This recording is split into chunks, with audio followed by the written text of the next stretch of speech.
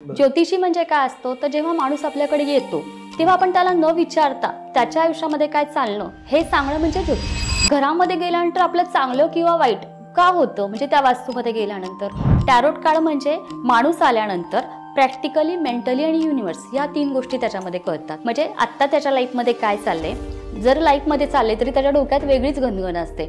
मग ती गणगण काय चालली आहे आणि त्याच्यानंतर युनिव्हर्सचा काय संदेश म्हणजे देव काय सांगतोय की तू ॲक्च्युली याच्यावरती काय वागलं पाहिजे. तूळ राशीची असतात ती बॅलन्स ठेवणारी असतात. म्हणजे सगळ्यांना तुळ नक्षत्राचं हे काय नक्षत्र तराजू आहे, त्यामुळे ह्यालाही ठेवायचं. म्हणजे एखादा मुलगा असेल तो आईला पण खुश ठेवतो आणि बायकोला पण खुश ठेवतो. जर एखादा ग्रह प्रचंड उद्रेकी असेल, फॉर एक्झाम्पल द्यायचं म्हटलं तर राहू मंगळ जर एखाद्या मुलाच्या पत्रिकेमध्ये आहे आणि तो मुलगा प्रचंड त्रास देतो, म्हणजे मारामारी, ह्याला मार त्याला मार ह्या गोष्टी करतो, मग हा मुलगा प्रचंड ॲग्रेसिव्ह आहे. मग त्याची एनर्जी आपल्याला कुठेतरी डायव्हर्ट करणं खूप गरजेचं असतं. पत्रिकेमध्ये 1, 4, 7 आणि 8 आणि 12 या घरामध्ये जर रवी, राहू, शनी हे जर ग्रह असतील तर त्या मुलाचा किंवा मुलीचा मंगळदोष नष्ट होतो. त्यामुळं मंगळाला मंगळी मुलगी शोधायची किंवा मुलगा शोधायची गरज नसते आणि मंगळ हे वाईट नसतं. आत्ताच्या परिस्थितीमध्ये मंगळ असणं खूप गरजेचं. आता शनीची 7.5 म्हणजे नेमकं काय, म्हणजे आपण म्हणतो बापरे आता माझी 7.5 लागणार आहे, आपण प्रचंड घाबरतो. पण शनी का वाईट आहे, म्हणजे शनी हा पत्रिकेतला सगळ्यात छान ग्रह उलट. म्हणजे रिक्ता तिथीला जर आपण एखाद्याचं कर्ज म्हणजे उसने घेतलेले पैसे जर आपण दिले म्हणजे आपण पूर्ण रिक्त होतो, तर आपलं कर्ज आपोआप फिटायला सुरुवात होते.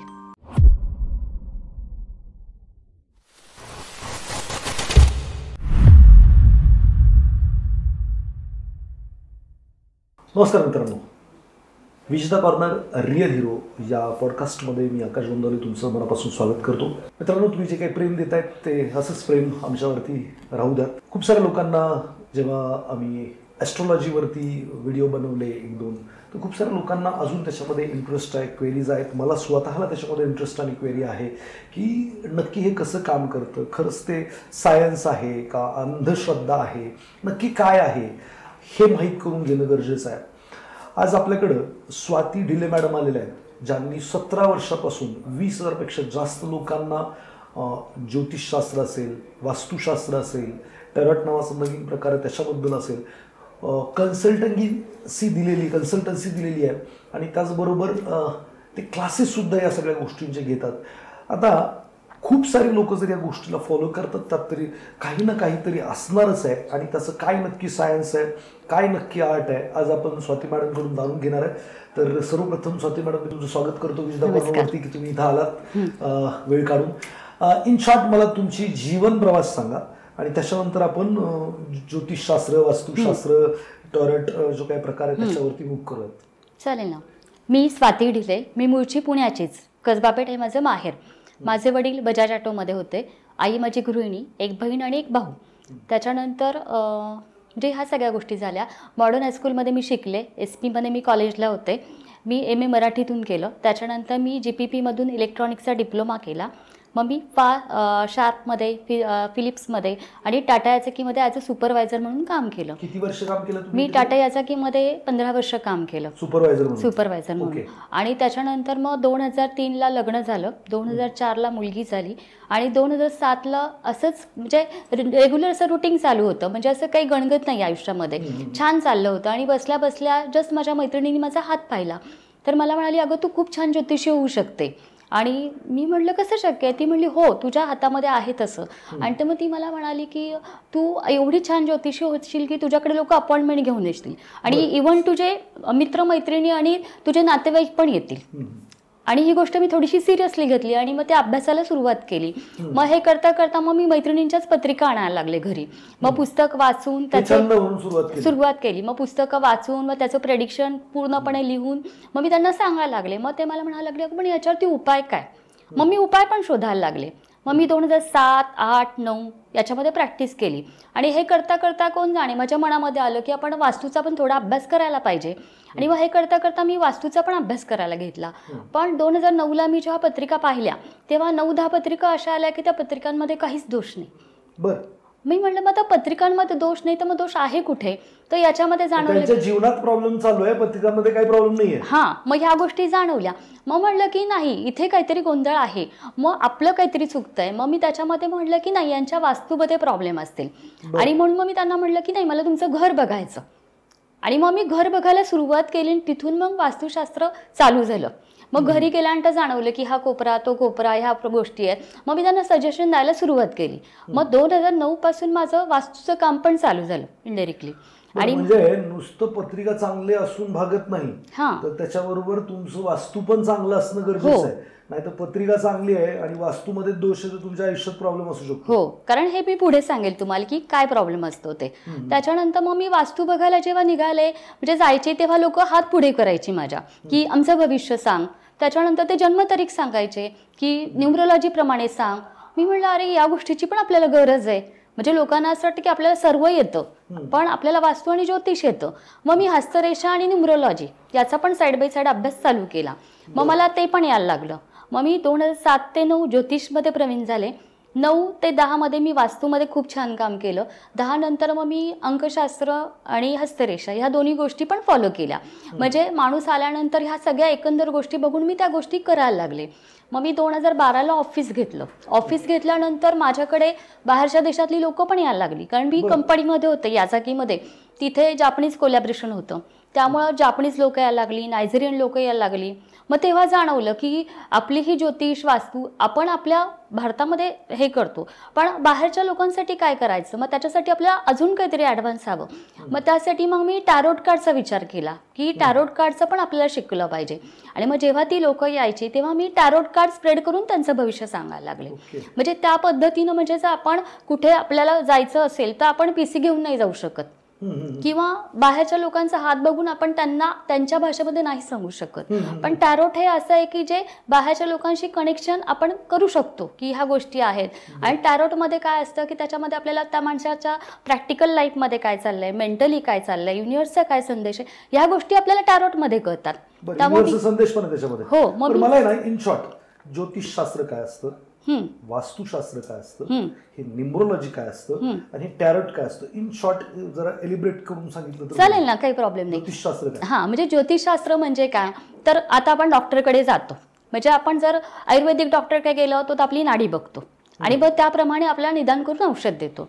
होमिओपॅथीकडे गेलो तो आपली हिस्ट्री जाणून घेतो की ॲक्च्युली काय, मग त्याच्याप्रमाणे तो आपल्याला गोळ्या चालू करतो. आणि आपण ॲलोपॅथीवाल्याकडे गेलो तर ते आपलं ब्लड युरिन टेस्ट करून आपल्याला त्या सगळ्या गोष्टी देतात. म्हणजे प्रत्येकाचं निदान एकच असतं, फक्त पद्धत वेगळी असते. ज्योतिषी म्हणजे काय असतो तर जेव्हा माणूस आपल्याकडे येतो तेव्हा आपण त्याला न विचारता त्याच्या आयुष्यामध्ये काय चालणं हे सांगणं म्हणजे ज्योतिष. म्हणजे त्याच्यामध्ये 12 राशी म्हणजे पत्रिकेमध्ये 12 ग्रह असतात. त्याच्यामध्ये आई वडील, बहीण भाऊ, त्याची मानसिक, आर्थिक आणि शारीरिक ह्या सगळ्या गोष्टी त्याच्यामध्ये असतात. आणि मग ते बघितल्यानंतर त्याची दशा, महादशा, त्याच्यानंतर त्याची शनीची 7.5, त्याची पणोती, त्याचा गुरु, ह्या सगळ्या गोष्टी बघून त्याला आपण जे सांगतो त्या गोष्टी सजेस्ट करतो आणि त्याच्यावरती रेमेडीज देतो, ते म्हणजे ज्योतिष. बरं, वास्तुशास्त्र. वास्तुशास्त्र म्हणजे काय तर आता आपण म्हणतो की एखाद्या घरामध्ये गेल्यानंतर माझी खूप भरभराट झाली, माझ्याकडे काहीच नव्हतं असं आपण म्हणतो. बऱ्याच लोकांच्या तोंडून ऐकतो. काही काही लोक म्हणतात ह्या घरामध्ये आल्यानंतर माझी वाट लागली, माझं सगळं गेलं, ह्या गोष्टी आपण म्हणतो. म्हणजे ह्या गोष्टी आपण ऐकतो, हे नॅचरल आहे. मग घरामध्ये गेल्यानंतर आपलं चांगलं किंवा वाईट का होतं म्हणजे त्या वास्तूमध्ये गेल्यानंतर तर वास्तूमध्ये आणि आपल्यामध्ये एक कनेक्शन आहे, त्याला आपण पंचमहाभूत असं म्हणतो.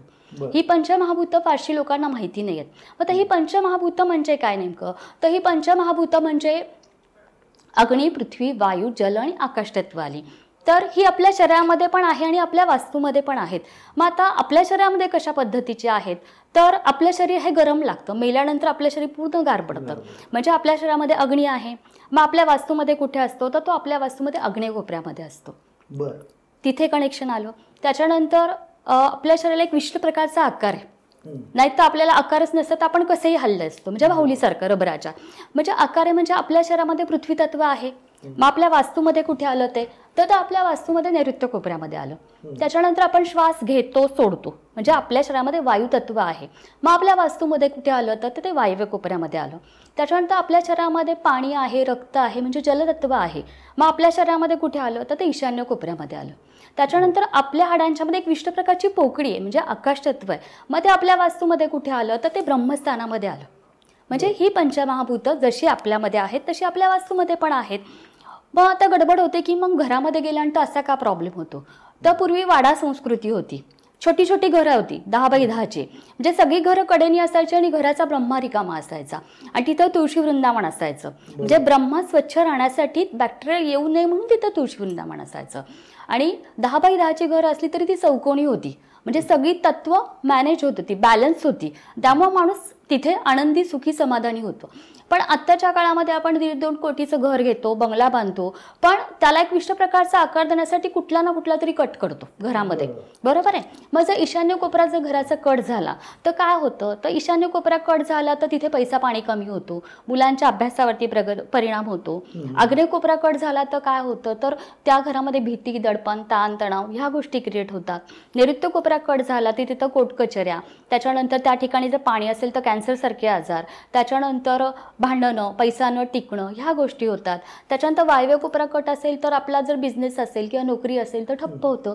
आणि आकाश तत्व जर डॅमेज असेल तर पूर्ण घराची ही वाट लागते. म्हणजे हे समजून घेणं म्हणजे वास्तुशास्त्र. ओके. आणि जर त्याच्यामध्ये काही प्रॉब्लेम्स असतील तर ते काय कसं, मग त्याच्यामध्ये आपण तोडफोड न करता आपण रत्न म्हणजे छोटे छोटे रत्न हे करतो, म्हणजे आपण जमिनीमध्ये पुरतो, म्हणजे त्याच्यामध्ये ती एनर्जी आपण त्याला देतो. किंवा आपण कलर थेरपी देतो, किंवा आपण झाडं सांगतो की त्या ठिकाणी कोणती झाडं लावली पाहिजे किंवा काय, म्हणजे विना तोडफोड कलर थेरपीने रत्नांच्या सहाय्यानं आपण त्याच्यावरती रेमेडीज करतो. म्हणजे जिथं अपाय आहे तिथं उपाय आहे ना, मग घाबरून जाण्यासारखं काय, काहीच नाही. बरोबर. म्हणून वास्तुशास्त्र हे खूप महत्वाचं आहे. न्यूमरोलॉजी काय प्रकार तुम्ही सांगा? आता न्यूमरोलॉजी म्हणजे हे एका उदाहरण सांगते. म्हणजे आता मध्ये मगाशी मी म्हटलं की पंचमहाभूत माणूस म्हणजे आपण आणि वास्तू कनेक्टेड आहे, तसं न्यूमरोलॉजी म्हणजे काय, तर अंक आणि ग्रह एकमेकांशी कनेक्टेड आहेत. आता याचं एक छोटंसं उदाहरण देते. एक छोटा मुलगा असतो, म्हणजे 10-15 वर्षाचा, मातीत खेळतो. मातीमध्ये खेळता खेळता त्याला सहज काहीतरी वाटतं, त्या मातीपासून मला काहीतरी बनवायचं आहे. म्हणजे मातीपासून काहीतरी बनवणं म्हणजे त्याच्यामध्ये हिंमत, साहस, धाडस आली. ही कोणी दिली, रवीनी. मग आपण रवीला किती अंक दिला, 1 अंक दिला. मग त्या मातीपासून काय बनवायचं ही कल्पना त्याच्यामध्ये येणं म्हणजे चंद्र, त्याला आपण किती नंबर दिलाय, 2. चंद्र काय करतो, मनाचा कारक आहे ना. त्याच्यानंतर त्याच्यापासून त्याला फ्लॉवर पॉट बनवायचा ही कल्पना त्याच्यामध्ये आली, पण तो कशा पद्धतीनं बनवायचा हे कोण देतं, गुरु, बुद्धी. आणि मग तो त्या पद्धतीने त्याला आकार देतो. म्हणून आपण गुरुला 3 नंबर दिलेला. त्याच्यानंतर मग तो फ्लॉवर पॉट बनवतो, पण तो छान झालाय हे कोण सांगतं, म्हणजे झाला तुझा तयार बाबा हे कोण सांगतं, राहू सांगतो. म्हणून आपण राहूला 4 नंबर देतो. पण तो छान झाला हे पटत नाहीये, कोणाला पटत नाहीये, बुधाला पटत नाहीये. बुधाचा नंबर किती आहे, 5 आहे. मग बुध म्हणतो की नाही मला नाही पटत, अजून याच्यामध्ये काहीतरी वेगळं हवं. मग त्याच्यामध्ये क्रिएटिव्हिटी निर्माण करतं. कोण निर्माण करतं, शुक्र. त्याला आपण 6 नंबर दिला. मग शुक्र 6 नंबर झाला, तो त्याच्यामध्ये छान त्याला क्रिएटिव्हिटी करतो त्या फ्लॉवर पॉटला. आणि मग नंतर तो फ्लॉवर पॉट घेऊन जातो केतू विकायला, की आपण तो आता मार्केटमध्ये नेऊयात.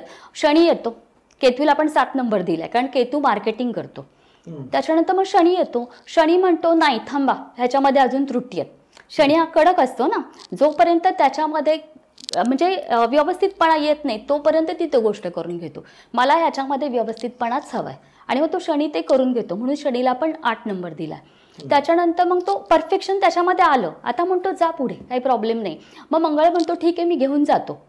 मंगळ तो घेऊन जातो. मंगळाला आपण 9 नंबर दिलेला आहे, म्हणजे मंगळामध्ये हिंमत, साहस, धाडस आहे. मग त्या गोष्टी तो घेऊन जातो. आणि मग नंतर तो विकल्यानंतर त्या मुलाला मान सन्मान, वाव किती सुंदर केला, किती छान केला, म्हणजे तो प्रसिद्ध होतो. परत काय आला, 1 नंबर आला, म्हणजे रवी आला.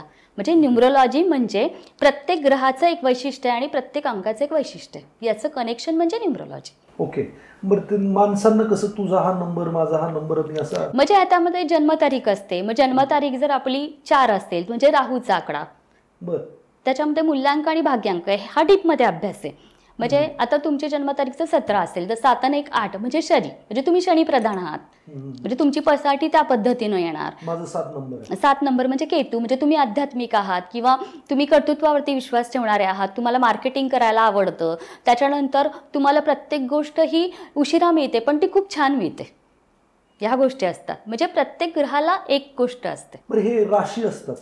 आपलं ते टॅरोट राहिलं, अजून टॅरोट बद्दल सांगा. टॅरोट म्हणजे काय, तर टॅरोट हे इजिप्शियन मधून आलेलं आहे. म्हणजे ते डेक्स असतात, त्याच्यामध्ये 78 कार्ड्स आहेत. त्याच्यामध्ये 22 कार्ड्स हे मेजर अर्कण असतात, 56 हे मायनर अर्कण असतात. म्हणजे ह्याच्यामध्ये मी टॅरोटमध्ये बेसिक आणि ॲडव्हान्स क्लास घेते. मग ह्या बेसिक आणि ॲडव्हान्समध्ये मी ज्योतिषशास्त्र, अंकशास्त्र, रंगशास्त्र आणि चित्रलिपी ह्या 4 गोष्टी त्याच्यामध्ये मीच इन्क्लूड केलेल्या आहेत. म्हणजे आपलं जे आहे ते आपण जे बाहेर चालले त्याच्यामध्ये पण शिकलं पाहिजे ना. आणि त्यामुळे त्याच्यामध्ये जे 22 कार्ड्स आहेत त्याच्यामध्ये मी 9 राशी आणि 12 ग्रह इन्क्लूड केलेले आहेत. त्याला मेजर अर्कणा म्हणतात. म्हणजे त्याच्यामध्ये आपल्या लाईफमधले जे काय मेजर प्रॉब्लेम्स असतात ते त्या कार्ड्सवरनं कळतात. आणि मायनर अर्कणा म्हणजे हे 14 मध्ये डिवाइड केलेस. म्हणजे त्याच्यामध्ये चित्र असतात, म्हणजे काठी, तलवार, कप्स आणि पॅन्स. म्हणजे हे काय काय इंडिकेट करतं ह्या गोष्टी असतात. आणि त्या ह्याच्यामध्ये परत कोड्स कार्ड्स पण असतात. म्हणजे एखादा माणूस आला, तो कशा पद्धतीचा आहे, त्याची पर्सनॅलिटी कशी, मग त्या कोड्स कार्डवरनं त्या माणसाची पर्सनॅलिटी आपण सांगतो. म्हणजे टॅरोट कार्ड म्हणजे माणूस आल्यानंतर प्रॅक्टिकली, मेंटली आणि युनिव्हर्स ह्या 3 गोष्टी त्याच्यामध्ये कळतात. म्हणजे आत्ता त्याच्या लाईफमध्ये काय चाललंय, जर लाईफमध्ये चालले तरी त्याच्या डोक्यात वेगळीच गणगण असते. मग ती गणगण काय चालली आहे आणि त्याच्यानंतर युनिव्हर्सचा काय संदेश, म्हणजे देव काय सांगतोय की तू ॲक्च्युली याच्यावरती काय वागलं पाहिजे, ह्या गोष्टी असतात. म्हणजे ते एक आपण त्याच्यामध्ये क्लिअर करतो. दुसरं म्हणजे त्याच्यामध्ये एस्नोचा स्प्रेड असतो की तुम्हाला एखादी गोष्ट करायची की नाही करायची, ही गोष्ट त्याच्यामध्ये कळते. तिसरं म्हणजे त्याच्यामध्ये आपला पास्ट, प्रेझेंट, फ्युचर ह्या पण गोष्टी कळतात. म्हणजे हे टॅरोटवरनं आपण सांगतो. ओके. तर एका माणसाने फक्त ज्योतिष बघून चालणार नाही, ॲस्ट्रोलॉजी बघून नाही चालणार, तर त्यांनी न्यूमरोलॉजीचा पण विचार केला पाहिजे, वास्तुशास्त्राचा पण विचार केला पाहिजे आणि टॅरोट पण केलं पाहिजे. तसं नाही. आता बघा, जेव्हा आता मी एक ज्योतिषी आहे, बरोबर आहे, आता माझ्याकडे एखादा माणूस येतो, सुरुवातीला जेव्हा येतो म्हणजे डॉक्टरकडे आपण जेव्हा जातो तेव्हा डॉक्टर पूर्ण त्याला चेक करतो की ह्याच्यामध्ये काय प्रॉब्लेम आहे. पण नंतर त्याला तो डॉक्टर आवडतो, सारखा त्याच्याकडे जातो छोट्या मोठ्या प्रॉब्लेमसाठी. तसंच ज्योतिषाचं असतं की जेव्हा माणूस येतो तेव्हा आपण त्याचं पूर्ण अनालिसिस करतो आणि त्याच्याशी बोलल्यानंतर आपण त्याच्याशी ॲज अ फॅमिली मेंबर होतो. मग त्या माणसाचा आपल्याला अंदाज आलेला असतो.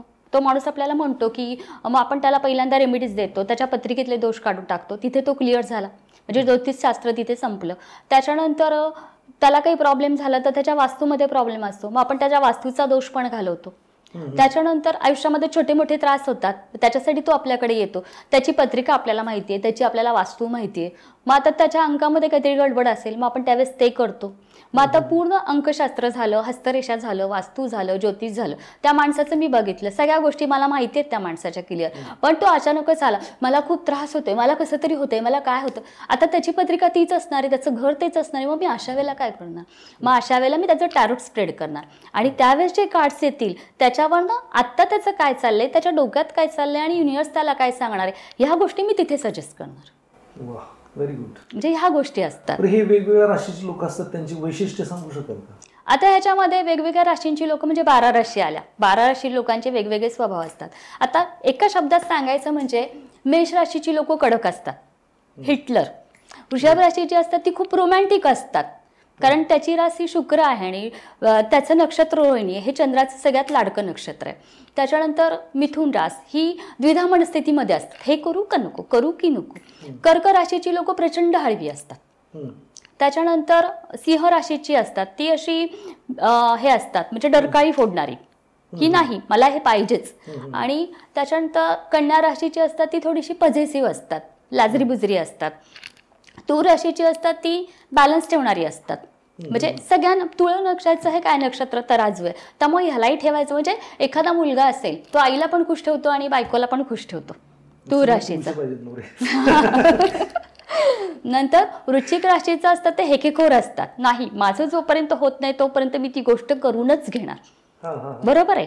त्याच्यानंतर म्हणजे येते धनुरास. धनुरास म्हणजे फिरणारी, म्हणजे गती असते त्याला की मला हे करायचंय, मला ते करायचंय. मकर राशी चिवट असते कारण त्याचं मकर असतं, मगर असते चिन्ह. त्याच्यानंतर कुंभ राशी जी असते ती कष्टाळू असते आणि मीन राशी जी असते ती सात्विक असते. ज्योतिषशास्त्र आणि विज्ञान याचा काय संबंध आहे? आता ज्योतिषशास्त्र हे खगोलशास्त्रावरती अवलंबून आहे, ज्योतिषशास्त्र हे पारंपरिक आहे आणि विज्ञान हे सिद्धांतावरती आहे. सिद्धांत म्हणजे काय, तर फॉर्म्युले.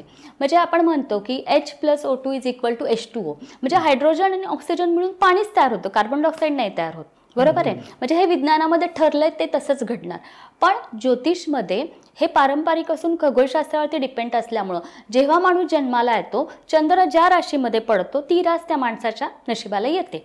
जर असं नसतं तर सगळ्या माणसांची रास एकच असती, सगळ्यांचं आयुष्य सेम असतं. म्हणजे हे ग्रहांच्यावरतं आपल्याला कळतं की आपलं गोष्टी म्हणजे आपलं फ्युचर कसं घडणार आहे, काय गोष्टी आहेत. आणि म्हणून ज्योतिषशास्त्र आणि विज्ञान हे जरी डिफरंट असलं तरी दोघांचं काम एकच आहे, की लोकांना गायडन्स करणं. बरं, असे काही एक्झाम्पल शोधले जाऊ शकतात की एक व्यक्ती म्हणजे दोन व्यक्ती एकाच वेळेला जन्मलेत, एकाच चंद्र जिथे कुठं आहे त्यावेळेला जन्मलेत, त्यांची रास पण सेम आहे, त्यांचं सगळं सेम आहे, पण एक गरीब असू शकतो, एक श्रीमंत असू शकतो, एक रोगी असू शकतो, एक हेल्दी असू शकतो, असं बरेचसे एक्झाम्पल शोधले तर सापडू शकतात. मग सेम सगळं असताना सुद्धा असा फरक का?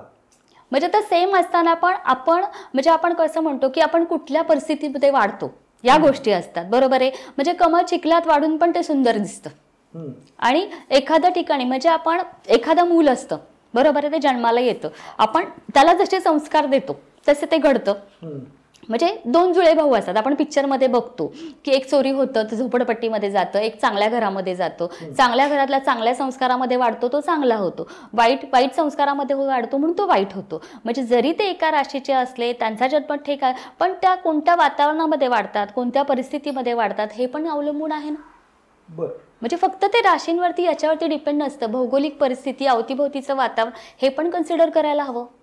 म्हणजे बऱ्याच गोष्टी कन्सिडर करायला लागतील मगच पुढे जातील. असं दोघं एकाच वेळेला जन्मलेत, एकाच तारखेला जन्मलेत, त्यांनी काही विशेष फरक पडत नाही. त्याचं भौगोलिक वातावरण आणि त्यातनं बेटरमेंट करण्यासाठी ज्योतिषशास्त्र. म्हणजे ज्योतिष हे एक सायन्स आणि ते एक गाईडलाईन आपल्याला, की आपण असं झालं म्हणजे आता असंच सांगितलंय असं घाबरून नाही चालत.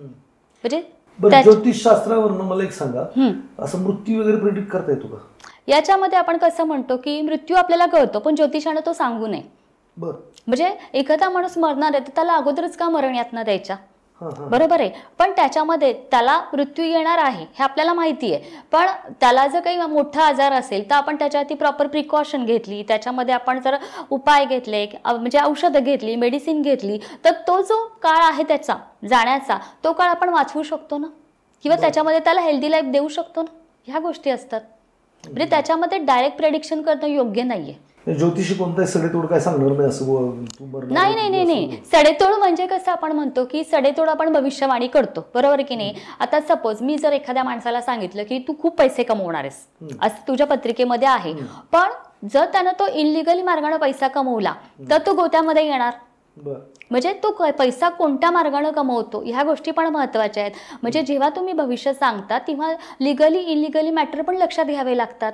त्याच्यानंतर मी एखाद्या माणसाला सांगितलं की तुझं पुढच्या वर्षी घर होणार आहे, पण तो ज्या ठिकाणी राहतो त्या ठिकाणी अचानक भूकंप झाला, सुनामी आली, ते गावात जर उद्ध्वस्त झालं तर त्या ठिकाणी घर होईल का? म्हणजे आपण जेव्हा भविष्यवाणी करतो तेव्हा तो माणूस लिगली वागतोय, इनलिगली वागतो, तो कोणत्या कंडिशनला आहे, फिजिकली, मेंटली, इकॉनॉमिकली तो स्ट्रॉंग आहे की नाही ह्या गोष्टी पण बघाव्या लागतात ना. म्हणजे जर मी एखाद्या माणसाला सांगितलं की तू खूप श्रीमंत होणार आहे पण तो काहीच कामधंदा करत नसेल तो करणार आहे का? होणार आहे. म्हणजे बस असेल हरी काय म्हणतो, असेल खाटल्यावर इथं काय या गोष्टी आहेत. कळलं? पण जन्म कुंडलीवरून किंवा ते जे काही पत्रिका आहे त्याच्यावरून कोणत्या करिअरमध्ये यश मिळेल हे सांगता येऊ शकतं का? येतं ना. म्हणजे ह्याच्यामध्ये ज्योतिषाच्या भाषेमध्ये सांगायचं म्हटलं तर ह्याच्यामध्ये डिग्रीवरनं आपण सांगतो. म्हणजे सेकंड नंबरची जी डिग्री असते त्याला आत्माकारक ग्रह, अमात्यकारक असं ग्रह म्हणतो. त्या अमात्यकारक ग्रहावरनं आपण करिअर सांगतो. म्हणजे आता सपोज एक डिग्री आहे आत्माकारक ती 30 आहे आणि दुसरी आहे ती 28 आहे. शुक्र काय करतो? क्रिएटिव्हिटी क्रिएट करतो. ह्या सगळ्या गोष्टी असतो. म्हणजे करिअर आपण त्याच्यावरनं सजेस्ट करतो. त्याच्यानंतर पत्रिकेमध्ये जर एखादा ग्रह प्रचंड उद्रेकी असेल, फॉर एक्झाम्पल द्यायचं म्हटलं तर राहू मंगळ जर एखाद्या मुलाच्या पत्रिकेमध्ये आहे आणि तो मुलगा प्रचंड त्रास देतो, म्हणजे मारामारी, ह्याला मार त्याला मार ह्या गोष्टी करतो, मग हा मुलगा प्रचंड ॲग्रेसिव्ह आहे, मग त्याची एनर्जी आपल्याला कुठेतरी डायव्हर्ट करणं खूप गरजेचं असतं. मग जर त्याची एनर्जी आपल्याला डायव्हर्ट करायची आहे तर मग आपण त्याला खेळामध्ये जर टाकला, व्हॉलीबॉल, डॉजबॉल, तर ती एनर्जी त्याच्यावरती जाईल ना. बरोबर. म्हणजे तो चांगला स्पोर्ट्समॅन होऊ शकतो. हे पण आपण करिअरवरती सजेस्ट करू शकतो की म्हणजे जर त्याच्या पत्रिकेमध्ये एखादी एनर्जी खराब असेल तर ती एनर्जी चांगलं करण्यासाठी त्याला त्या करिअरकडे आपण वळवू शकतो. किंवा एखादा मुलगा आहे फ्लो मूव्ह करायचा. हां म्हणजे किंवा एखादा मुलगा आहे त्याचा अभ्यासामध्ये इंटरेस्ट नाही पण तो ड्रॉइंग छान काढतोय, बाकीच्या गोष्टी आहेत, ह्या गोष्टी पण आपण सजेस्ट करू शकतो ना, की अभ्यासामध्ये तू सो राहा पण तू जर ॲनिमेशन केलं, तू एडिटिंग केलं, फिल्मिंग केलं तर त्यात तू टॉप लेवलला जाऊ शकतो किंवा तू 4 लोकांना काम देऊ शकतो, ह्या गोष्टी असतात. आणि पत्रिकेवरनं अजून एक गोष्ट कळते की आता मुलं अब्रॉडला जातात शिक्षणासाठी, बरोबर आहे. मग पत्रिकेमध्ये हे पण कळतं. आता गेल्या वर्षी माझ्याकडं 2 बहीण भावंडं आली होती की दोघांना अमेरिकेला जायचं होतं शिक्षणासाठी. तर त्याच्यामध्ये त्या भावाला मी म्हटलं की अरे आत्ता ह्या वर्षी जाण्याचे योग तुझे आहेत अमेरिकेला, तुझ्या बहिणीचे पुढच्या वर्षी आहे, पण ती अमेरिकेला नाही जाणार, ती कॅनडाला जाणार. म्हणजे पत्रिकेवरनं तो माणूस अब्रॉडला कुठल्या ठिकाणी जाणार हेही कळतं. म्हणजे तो अमेरिकेला जाणार, कॅनडाला जाणार, जर्मनीला जाणार की ऑस्ट्रेलियाला जाणार की लंडनला जाणार, म्हणजे ह्या गोष्टी पत्रिकेवरनं कळतात. म्हणजे आपल्या जर मुलांना बाहेर देशामध्ये पाठवायचं असेल तर मुलं अप्लाय करतात ऑस्ट्रेलियाला, अमेरिकेला. मग कुठे अप्लाय केला तर आपल्याला तिथे ॲडमिशन किंवा कुठे आपलं ग्रॅज्युएशन कम्प्लीट होईल, आपल्याला कुठे स्टॅबिलिटी मिळेल, ह्या गोष्टी पत्रिकेवरनं कळतात. Very good. ते 7.5 नावाचा एक प्रकार आहे किंवा ते मंगळ दोष, असं काहीतरी दोष ऐकतात, दोष काय, हे नक्की काय भानगडी आहे आणि याच्यापासून घाबरायचंय काय, याला काय रेमेडीज वापरायचं, नक्की काय करायचं सांगते. आता पहिला आपण मंगळ दोषावरती बोलूयात. आता सगळे म्हणतात की मंगळ खूप वाईट असतं, मंगळ खूप, अरे बापरे पत्रिकेत मंगळ आहे असं घाबरतात लोक. पण मंगळ दोष हा वाईट नाही. मंगळ हा पत्रिकेमधला ग्रहांचा सेनापती आहे. बरं. म्हणजे आपण म्हणतो की पत्रिकेमध्ये 1, 4, 7, 8 आणि 12 या घरामध्ये जर मंगळ पडलं तर ती पत्रिका मंगळाची होते. म्हणजे तो मंगळाचा दोष नाहीये, ती पत्रिका मंगळाची आहे. म्हणजे पूर्वी सासू सुना एकत्र राहायच्या, सासूचं वर्चस्व असायचं, पण मंगळाची मुलगी जर असेल तर ती कर्तृत्ववान असल्यामुळं तिचं वर्चस्व जास्त होणार. मग तिचं वर्चस्व जास्त होऊ नये म्हणून मंगळाची मुलगी नको. पण आत्ताच्या कलियुगामध्ये जर आपण मंगळाची मुलगी केली तर ती कोणत्या पण परिस्थितीमध्ये स्ट्रॉंग राहू शकते ना, म्हणून मुली सगळ्याच मंगळ आहेत असं म्हणायचं. हा बरोबर. म्हणजे मंगळाची पत्रिका ही चांगली असते. पण आपण म्हणतो की आता मंगळाची पत्रिका आहे मग मंगळाला मंगळच हवं असं नसतं. म्हणजे मंगळाला मंगळ मुलगा हवा किंवा मुलगी हवा असं नसतं. मग पत्रिकेमध्ये पहिल्या, चौथ्या, 6व्या 1, 4, 7 आणि 8 आणि 12 या घरामध्ये जर रवी, राहू, शनी हे जर ग्रह असतील तर त्या मुलाचा किंवा मुलीचा मंगळदोष नष्ट होतो. त्यामुळं मंगळाला मंगळी मुलगी शोधायची किंवा मुलगा शोधायची गरज नसते आणि मंगळ हे वाईट नसतं. आत्ताच्या परिस्थितीमध्ये मंगळ असणं खूप गरजेचं आहे.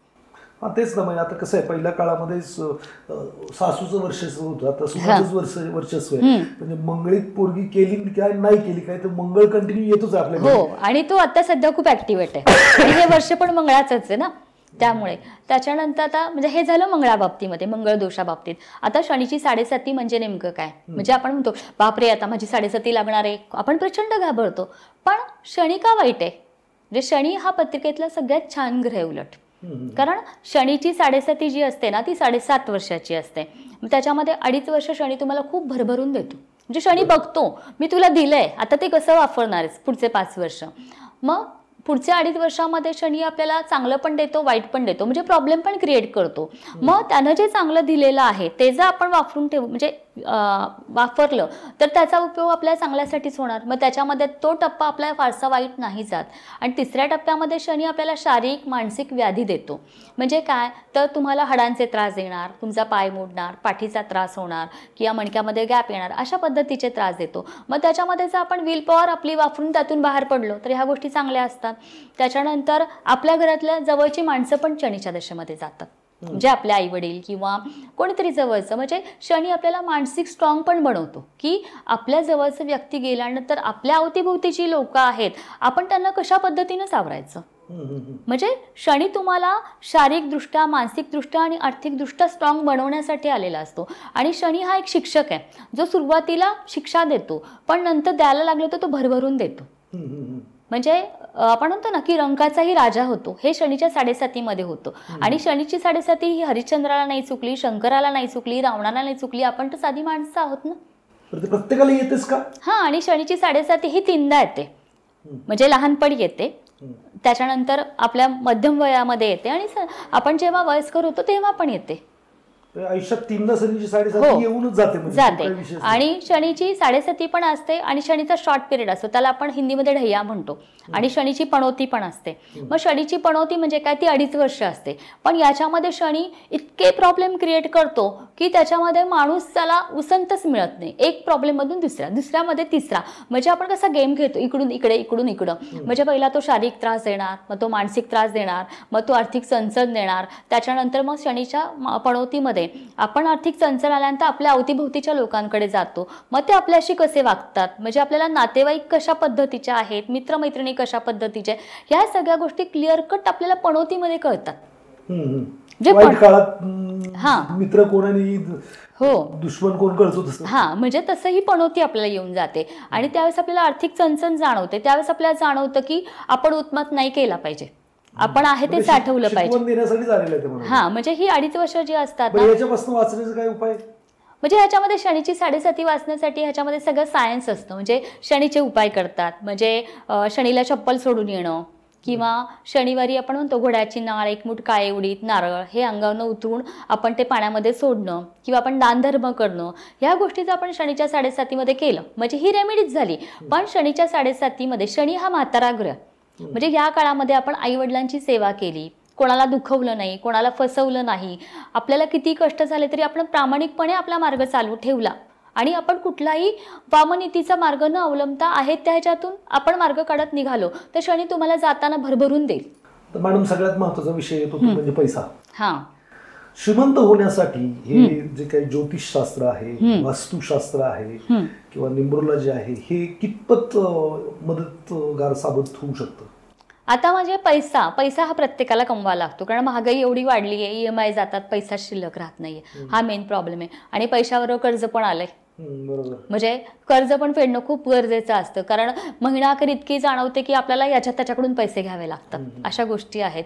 म्हणजे म्हणजे कर्ज कसं फेडायचं ह्याच्यावरती आपण पहिल्यांदा फोकस करतो, बरोबर आहे. मग आता हे कर्ज कसं फेडायचं असतं, तर कर्ज फेडण्यासाठी आहे ना, आपल्या पत्रिकेमध्ये म्हणजे आपल्या पंचांगामध्ये 5 तिथी दिलेल्या आहेत. नंदा, भद्रा, जया, रिक्ता आणि पूर्णा तिथी, ह्या 5 तिथी आहेत. याच्यामध्ये रिक्ता तिथी जी असते जी चतुर्थी, नवमी आणि अमावस्या पौर्णिमेच्या आदल्या दिवशी येते, ती येते. मग त्या रिक्ता तिथी असतात. म्हणजे रिक्ता तिथीला जर आपण एखाद्याचं कर्ज म्हणजे उसने घेतलेले पैसे जर आपण दिले, म्हणजे आपण पूर्ण रिक्त होतो, तर आपलं कर्ज आपोआप फिटायला सुरुवात होते. म्हणजे ते पुढचे पैसे देण्यासाठी आपोआप आपल्याकडे पैसे येतात. म्हणजे मंगळवारी कर्ज घेऊ नये आणि देताना ते रिक्ता तिथीला जर दिलं तर तो माणूस पूर्ण क्लिअर होतो. ह्या गोष्टी कर्जाच्या बाबतीमध्ये असतात. म्हणजे कर्ज जर फिटलं तर आपला पैसा आपोआप साचणार. आणि आर्थिक अडचणी दूर होण्यासाठी काय करायचं असतं, तर आपण कसं म्हणतो की घर स्वच्छ ठेवणं. म्हणजे घराचा जर ओरा स्वच्छ असेल तर घरामध्ये लक्ष्मी येते. त्याच्यानंतर आपण दर शनिवारी पंचामृत जर आपण पिंपळाच्या झाडाला जर वाहिलं तर आपल्याकडे पैसे येतात. मग आता पिंपळाच्याच झाडाला का व्हायचं, बरोबर आहे. तर पिंपळाचं झाड म्हणजे हे विष्णूचं झाड आहे. आणि लक्ष्मी कोणाचे पाय दाबते, विष्णूचे. मग जर लक्ष्मी विष्णूचं हे करते तर मग आपण त्याचं करायला काय हरकत आहे. त्याला प्रसन्न केलं तर ती आपल्या मागे आपोआप येणार. म्हणजे ह्या गोष्टी असतात. म्हणजे आर्थिक चणचण म्हणजे मेन म्हणजे पैसा जपून वापरला पाहिजे.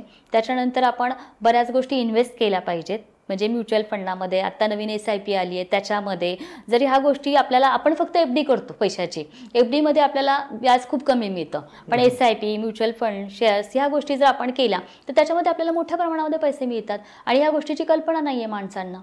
मग ह्या गोष्टीमध्ये जर आपण पैसे इन्व्हेस्ट केले तर आपल्याला म्हणजे फ्युचरसाठी ज्या गोष्टी आहेत त्या गोष्टीचा पण उपयोग होणार ना. फंटास्टिक. शेअर मार्केटसाठी ज्योतिषशास्त्र वापरता येईल का?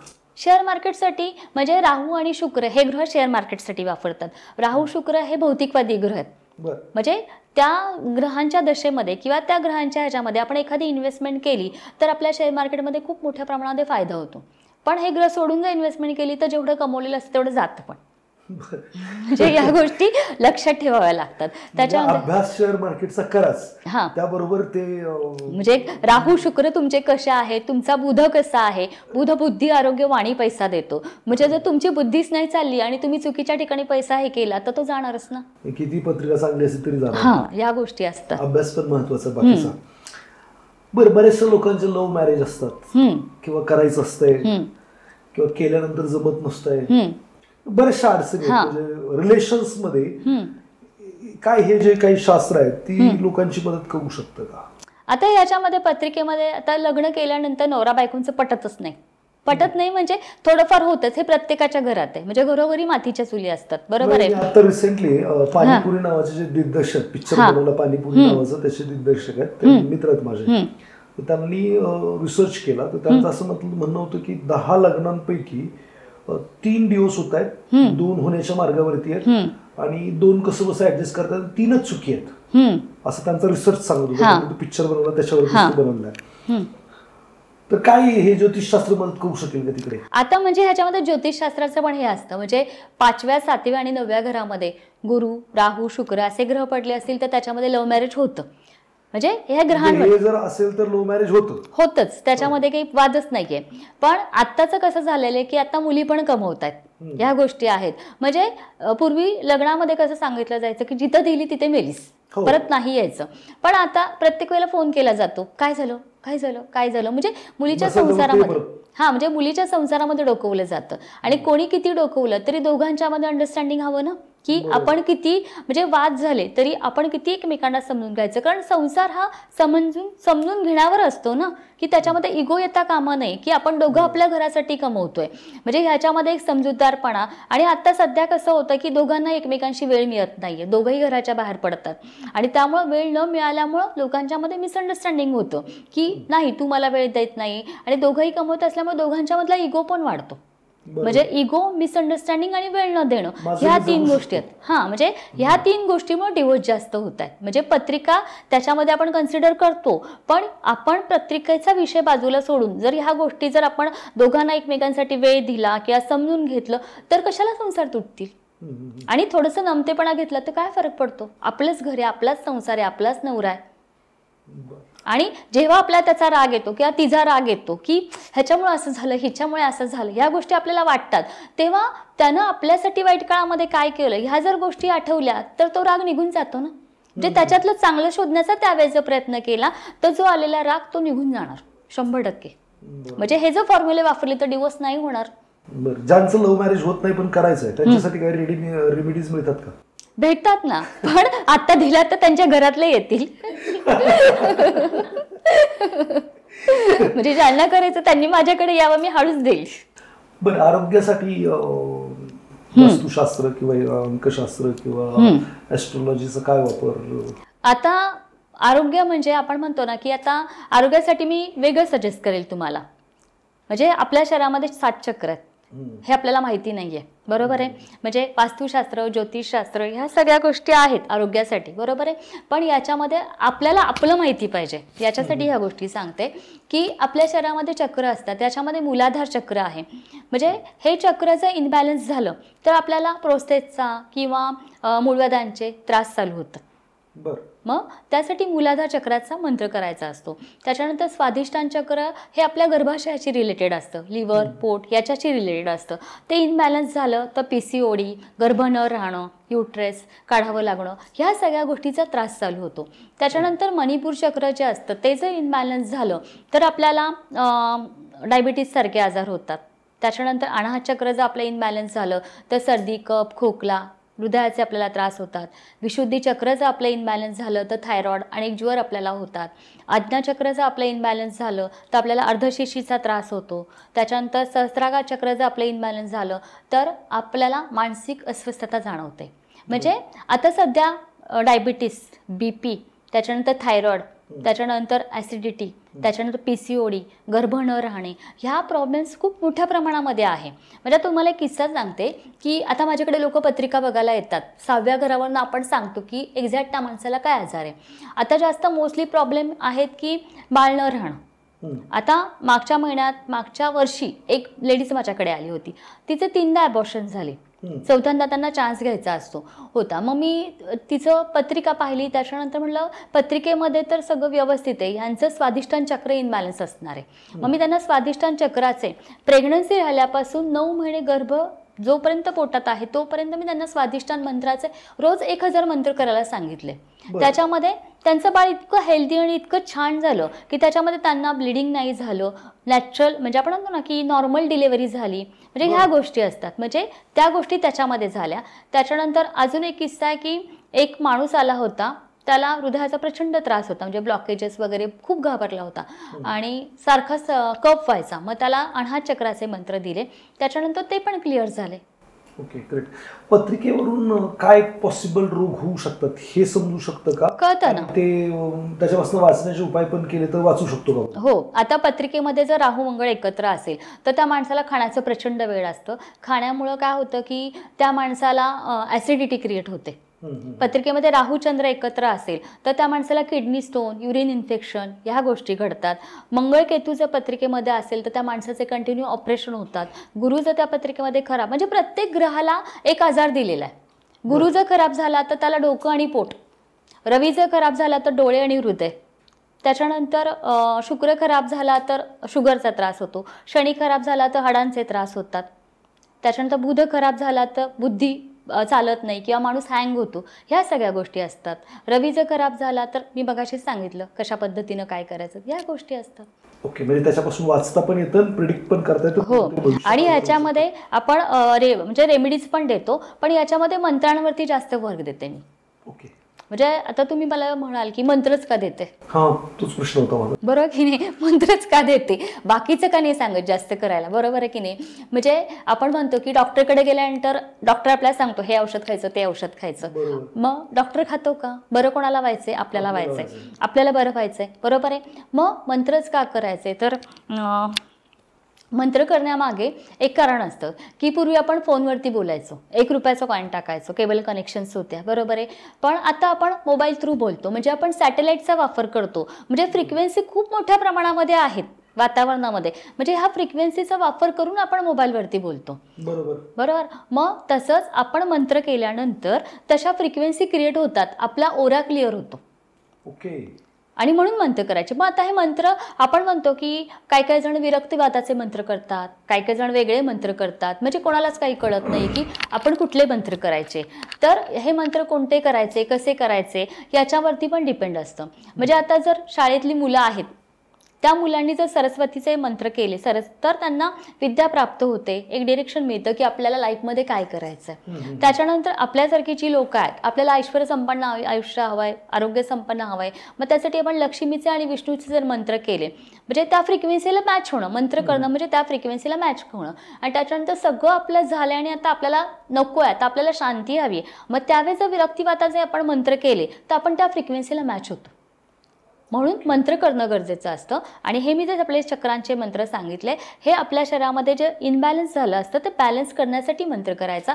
थोडक्यात आपल्या शरीराच्या भोवती जो ओरा क्रिएट होतो निगेटिव्ह, तो ओरा क्लीन करण्याचं काम मंत्र करतात, आणि म्हणून मंत्र करायचे. मंत्रांमध्ये ताकद आहे, कारण फ्रिक्वेन्सी क्रिएट करण्याचं काम ते करतात. डिप्रेशनसाठी काय सांगाल? खूप लोकांना डिप्रेशन आहे. हो, आता सध्या ही समस्या खूप प्रचंड प्रमाणामध्ये.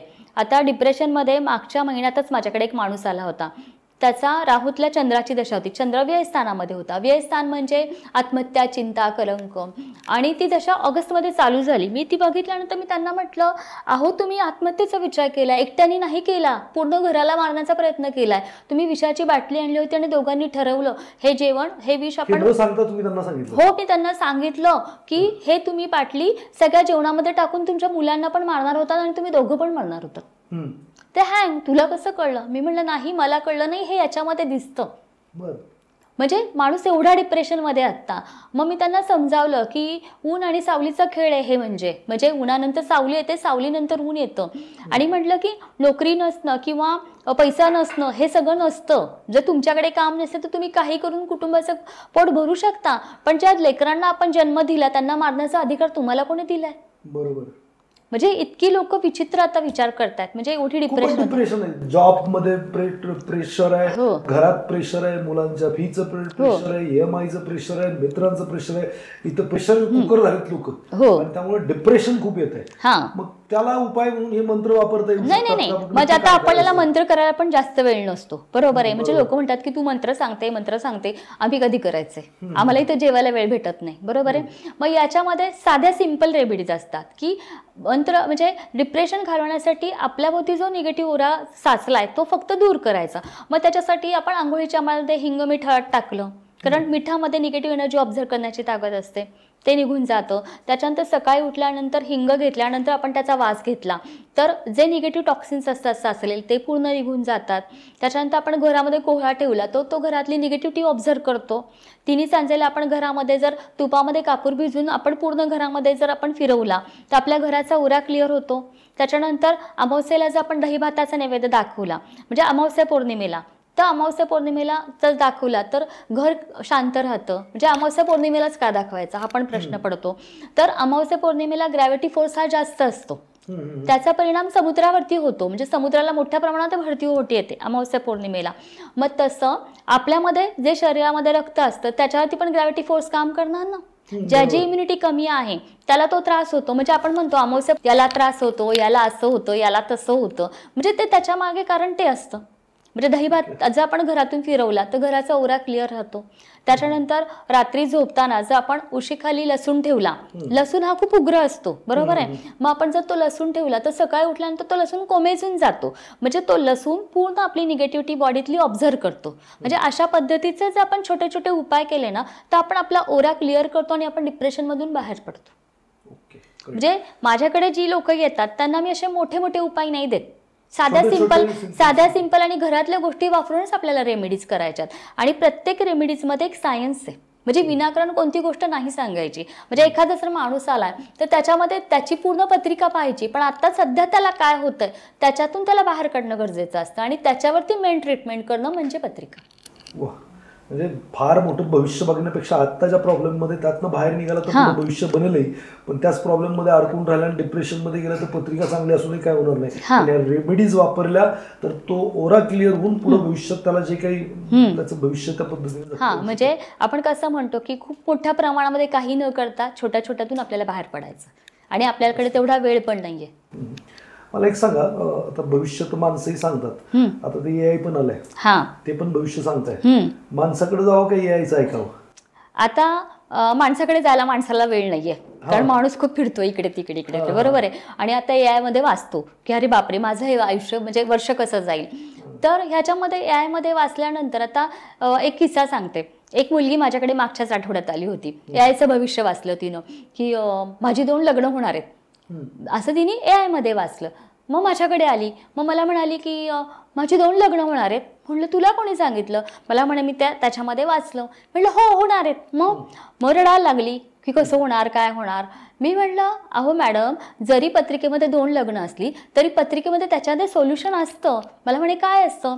म्हटलं जर मुलीच्या पत्रिकेमध्ये जर लग्न असेल तर आपण ते कुंभक लग्न करतो, म्हणजे मडक्याशी तिचं लग्न लावतो, ते मडकं नदीवरती नेऊन फोडतो आणि त्याचा आणि त्या मडक्याचा डिवोर्स झाला. म्हणजे जे लग्न आपल्याला खरं खरं करायचं त्याच्या अगोदर आपण खोटं लग्न करतो ना. आणि मुलाच्या पत्रिकेमध्ये असेल तर आपण अर्कविवाह करतो, रुईच्या झाडाशी त्याचं लग्न लावतो आणि ते आपण नदीमध्ये जाऊन ते टाकून देतो.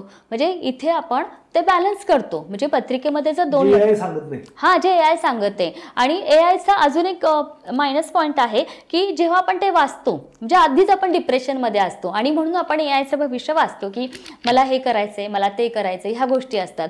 पण जेव्हा आपण डिप्रेशनमध्ये जातो किंवा कोलॅप्स होतो त्यावेळेस एआय आपल्याला जवळ घेत नाही किंवा प्रेमानं सांगत नाही की बाळा हे असं नाही, बाळा ते तसं नाही. पण जेव्हा आपण ज्योतिषाकडे जातो आणि ज्योतिषी आपल्याला सांगतो की असं होणार आहे, तसं होणार आहे, पण तेव्हा ज्योतिषी सांगतो ना की हा काळ कितीपर्यंत आहे आणि ह्या काळातून बाहेर पडण्यासाठी तुम्हाला काय रेमेडीज करायच्यात, हे एआय नाही सांगत. म्हणजे एआय हे जस्ट गाईडलाईन म्हणून ठीक आहे, पण आता माणसाला माणसाची गरज आहे. बरोबर. म्हणजे मानसिक आधाराची गरज असते आणि म्हणून ज्योतिषाकडे जाणं योग्य. तर मला सांगा, इतर ज्योतिषी आणि तुम्ही काय डिफरन्शिएट कराल? तुमच्याकडे समजा आम्ही काय यावं? आता ह्याच्यामध्ये इतर ज्योतिषी हे पण हुशार आहेत, असं म्हणत नाही की मीच हुशार आहे किंवा मलाच सगळं येतं, बरोबर आहे. पण याच्यामध्ये मी जे काय काम करते याच्यामध्ये मी खूप प्रामाणिकपणे करते. म्हणजे माणूस आल्यानंतर त्याला न विचारता त्याची तारीख जन्मवेळ पीसीला फीड करायची, त्याची दशा महादशा त्याची शनीची 7.5, त्याची पणोती, त्याचा ग्रह म्हणजे त्याची गुरुची दशा, ह्या सगळ्या गोष्टी आपण बघून मी त्याला प्रेडिक्ट करते. ते मला सांगतात असं झालं तसं झालं. मी त्यांना म्हणते नाही तुम्ही काहीच बोलू नका, मी सांगते काय करायचं ते. मग त्याच्यामध्ये जर त्या माणसाला आर्थिक त्रास असेल तर पैशाचा प्रॉब्लेम येतो, पैशामुळे तो डिप्रेशनमध्ये जातो. एखादा जर आला तर त्याच्यामध्ये मी त्याला सांगते की तुमचं हे दुखतंय, तुमचं ते दुखतंय, पित्ताचा त्रास होतोय, पित्तामुळे ॲसिडिटी होती, ॲसिडिटीमुळे छातीमध्ये जळजळत आहे, ह्या सगळ्या गोष्टी मी त्यांना सजेस्ट करते. म्हणजे लोकांना जेव्हा काही न विचारता आपण सांगतो तेव्हा लोक खुश होतात आणि अर्धा विश्वास तिथे बसतो. म्हणजे ते आल्यानंतर ती पत्रिका बघून जे काही तुम्ही पाहता त्याच्यातनं आता त्यांच्या लाईफमध्ये काय अडचणी किंवा काय पास्टमध्ये घडलंय हे तुम्हाला कळतं. म्हणजे हे सांगितल्यानंतर मग ते 50% विश्वास बसतो आणि मग म्हणजे अर्धी लढाई आपण तिथे जिंकतो. बरोबर आहे. त्याच्यानंतर मग ते सांगितल्यानंतर माझी पद्धत वेगळी आहे सांगण्याची, ज्योतिष सांगण्याची. मग ते सांगितल्यानंतर मी त्या माणसाला विचारते की तुमचं हे आत्ता असं चाललंय का, ह्या गोष्टी आत्ता अशा होत आहेत का, ह्या या तारखेपासून होत आहेत का. मग ते सांगतात हो असं चाललेलं आहे. मग त्याच्यामध्ये माझ्याकडे त्यांची पत्रिका पण असते आणि 12 राशींचे जे मेन आहेत की कुठल्या घरामध्ये काय होतं, कुठल्या घरामध्ये काय होतं. म्हणजे व्ययस्थान असेल तर हॉस्पिटल, चिंता, कलंक, तुरुंगवास ह्या गोष्टी घडतात. मग त्याच्यामध्ये मग मी त्यांना सांगते की ह्या ग्रह इथे पडल्यामुळे त्या गोष्टी घडतात. मग त्यांना ते मी दाखवून देते आणि त्याच्यानंतर मग ते सजेस्ट करतात की आम्हाला पुष्कराज घालायला सांगितलं, मग आम्ही तो घालू का. मग जर त्या माणसाची जर राहूची दशा चालू असेल तर त्याच्यामध्ये त्यानं पुष्कराज नाही घातला पाहिजे. त्याची मंगळाची दशा चालू असेल तर त्याच्यामध्ये त्यानं गोमेत नाही घातला पाहिजे. मग कुठला शत्रुग्रह, कुठला मित्रग्रह हे मी त्यांना पटवून सांगते. आता मी पण स्टोन विकते पण याच्यामध्ये आपल्याला बिझनेस नाही करायचा. म्हणजे याच्यामध्ये जर त्या माणसाला त्या गोष्टीची खरंच गरज असेल तर आपण ती द्यायची, किंवा त्या पत्रिकेमध्ये जर शांती खरंच असेल तर आपण त्याला ती शांती सजेस्ट करायची. म्हणजे याच्यामध्ये आणि जर ह्या गोष्टीची गरज नसेल तर आपण त्याला छोट्या छोट्या उपायांमधून पण ह्या गोष्टीतून बाहेर काढायचं. म्हणजे जे काय आहे ते प्रामाणिकपणे त्याला सगळ्या गोष्टी दाखवून, सगळ्या गोष्टी क्लिअर करून, त्या गोष्टीमध्ये तो किती दिवस आहे त्याला सांगून आपण ह्या गोष्टी क्लिअर करतो. आणि म्हणून जर लोकांना जर शास्त्रीय पद्धतीनं प्रामाणिकपणे जर एखाद्या गोष्टीचा रिझल्ट हवा असेल तर त्यांनी माझ्याकडे यावं असं मला वाटतं. ओके. तुम्ही क्लासेस वगैरे घेता, ते कोणकोणते क्लासेस घेता? याच्यामध्ये मी वास्तूचे क्लासेस जास्त घेते, टॅरोटचे घेते. त्याच्यानंतर मी छोटे छोटे वर्कशॉप पण घेते 2-2 तासाचे. त्याच्यामध्ये मोटिवेशनल मी स्पीच पण देते. म्हणजे ह्या गोष्टी मी आता सध्या करते. काय संदेश द्याल ऑडियन्सला की जी लोक डिप्रेशनमध्ये आहेत, काही मुलांना करिअर निवडायचंय पण कोणतं निवडावं हे समजत नाहीये, किंवा बऱ्याचशा समस्यात नोकरी नाही, तर काय संदेश द्याल अशा लोकांना की त्यांनी काय केलं पाहिजे नक्की? म्हणजे ह्याच्यामध्ये मी एवढंच सांगेल की आत्ता सध्या कॉम्पिटिशन खूप मोठ्या प्रमाणामध्ये आहे. बरोबर आहे. प्रत्येक जण धावतोय आणि प्रत्येकाला प्रत्येकाचं टेन्शन असतं. म्हणजे जर स्टुडंट असतील तर करिअर निवडतात, अभ्यास झेपत नाही, ह्या सगळ्या गोष्टी असतात. नॉर्मली लोक असतील त्यांच्यामध्ये पैशाचे प्रॉब्लेम असतात. गृहिणी असेल तर त्यांना सासू सासऱ्यांचा XYZ लोकांचा त्रास असतो. म्हणजे प्रत्येकजण कुठल्या ना कुठल्या तरी गणगणित अडकला आहे. म्हणजे देवाना जन्म दिल्यानंतर प्रॉब्लेम हे आहेतच, पण ह्या प्रॉब्लेमचा इश्यू न करता ते प्रॉब्लेम सॉल्व्ह होणारे असतात. म्हणजे आपण ते कोणाकडे जर आपण गेलो तर त्या प्रॉब्लेमवरती थोड्याफार प्रमाणामध्ये तरी आपल्याला सोल्युशन मिळतं. आणि ते किती दिवसाचं आहे, काय दिवसाचं, ह्या गोष्टी जर आपल्याला कळल्या तर आपण त्याच्यातून बाहेर पडतो. म्हणजे जर आपण एखादा डोंगर चढायचा आहे तर बापरे किती मोठा डोंगर, अरे एवढीसा तो डोंगर आहे, म्हणजे असं जर आपल्याला कोणी सांगितलं तर आपण तो पटपट चढतो. किंवा आपण गाडी चालवताना जर कोणी आपल्याला सजेस्ट केलं की इथे खड्डावर का इथून नीट जा, म्हणजे जर आपल्या आयुष्यामध्ये असं जरी कोणी मार्गदर्शन करणार जर आपल्याला मिळालं तर आपण ह्या आर्थिक, मानसिक, शारीरिक समस्यांमधून सहज बाहेर पडू. त्यामुळं ज्योतिष हे एक शास्त्र आहे. म्हणजे त्याला धरून तुम्ही तसं चालू नका, पण त्या शास्त्राचा आधार घेऊन होणाऱ्या ज्या गोष्टी आहेत, वाईट गोष्टी, किंवा तुमच्या लाईफमध्ये तुम्हाला जे काही चांगलं करायचं त्या गोष्टीचा आधार घेऊन तुम्ही पुढे जा. मॅडम, शेवटचा प्रश्न विचारतो. सगळ्यांना श्रीमंत व्हायचं, कोणते ग्रह महत्वाचे श्रीमंत होण्यासाठी? आता श्रीमंत होण्यासाठी बुध, शुक्र आणि शनी हे ग्रह जास्त चांगले असतात. पण हे करताना, पत्रिका बघताना ते ग्रह अस्थ आहेत का, ते शत्रुग्रहाबरोबर आहेत का, किंवा ते व्यय स्थानामध्ये, मृत्यू स्थानामध्ये पडलेत का, ह्या गोष्टी पण बघणं कन्सिडर असतं. म्हणजे मी सांगितलं बुध, शुक्र, शनी श्रीमंत बनवतात, याचा अर्थ असा नसतो. म्हणजे पत्रिकेमध्ये ते कुठं पडलेत ह्या गोष्टी पण कन्सिडर कराव्या लागतात. आता बुध ग्रहाचं काम काय असतं तर बुध हा ग्रह त्याची महादशा ही 16 वर्षाची असते. म्हणजे जर एखाद्याच्या पत्रिकेमध्ये जर ती आली तर त्याच्यामध्ये तो माणूस पैसा कमवू शकतो. कारण बुध काय देतो? बुद्धी, आरोग्य, वाणी आणि पैसा, ह्या 4 गोष्टी देतो. मग तो माणूस पैसा कसा कमवेल? वाणीनं कमवेल, म्हणजे मार्केटिंगमधून कमवेल किंवा क्लासेस घेऊन कमवेल. आणि बुध हा स्टॅबिलिटी देतो. त्याच्यानंतर शुक्र म्हणजे जे ॲक्टर्स लोक आहेत, जे लोक खूप श्रीमंत आहेत, लाविशपणामध्ये जगतात, शुक्राची दशा 20 वर्ष असते. शुक्र काय देतो? प्रॉस्पेरिटी देतो. त्याच्यानंतर वेल्थ देतो, हेल्थ देतो, ह्या सगळ्या गोष्टी असतात. त्याच्यानंतर शनी हा कडक आहे, म्हणजे शनीची महादशा, शनीला सगळे घाबरतात, पण शनी हा सगळ्यात लाडका ग्रह आहे मी तर म्हणते पत्रिकेतला. कारण शनी हा शिक्षक आहे, शनी हा शिकवतो, शनी हा घडवतो, शनी हा पाडतो पण आणि घडवतो पण. पण शनी जेव्हा देतो ना, तेव्हा तो लाईफ टाईमसाठी देतो. कारण आपण म्हणजे सोनं ज्या पद्धतीनं हे करतो की आगीमध्ये ते आपण बनवतो, म्हणजे तापवतो आणि तापून सोनं बनतं, तसं शनी आपल्याला भट्टीमध्ये हे करून आपल्याला घडवतो. त्यामुळे शनीच्या दशेमध्ये जो माणूस श्रीमंत होतो त्याला त्याच्या डोक्यात हवा कधीच जात नाही. जे त्यानं ते भोगलेलं असतं की त्यानं शून्यातून विश्व निर्माण केलेलं असतं, आणि शून्यातून विश्व निर्माण केल्यामुळं त्याच्यामध्ये ती कपॅसिटी असते. म्हणजे जरी त्याला सगळं मिळालं तरी तो हवेत न जाता त्याचे पाय जमिनीवरतीच असतात. आणि शुक्राच्या दशेमध्ये नसतं, त्याला ते पिढीजात मिळालेलं असतं. म्हणजे हा पण फरक असतो की धनवान होण्यासाठी कुठले ग्रह असतात. म्हणजे शुक्र, शनी आणि बुध हे ग्रह असतात. बरं, ते जर पॉझिटिव्ह नसतील आपल्या पत्रिकेत तर काय करता येतं? मग याच्यामध्ये बुधाच्या रेमेडीज करायच्या. म्हणजे बुध हिरव्या रंगाचा ग्रह आहे, हिरवे मूग अंगावर उतरून पक्ष्यांना टाकायचे किंवा हिरव्या वस्तूचं दान करायचं.